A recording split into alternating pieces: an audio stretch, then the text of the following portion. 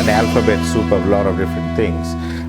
GEM is mainly used for machine to host communication, right? Whereas like Hermes is a machine to machine kind of thing. So I would say Hermes is more like an evolution of SMIMA more than for GEM. Hermes could actually coexist with GEM because Hermes is doing between two machines.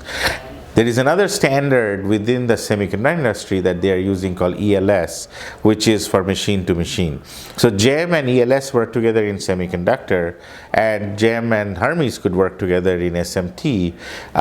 In my opinion, it really is immaterial. So at some point, this platform like Sapiens would abstract that out. So somebody who is an EMS provider or an OEM, they just get the value of what they need. So if they want to chart some SPC graphs or they want to look at OEE charts, they will just get it because they have a platform that abstracts that out.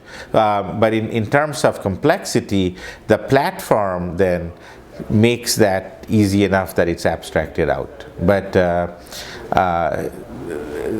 for an end user to try to figure out what each protocol does and how it can be used, I think is a stretch, and it could take a long time for them.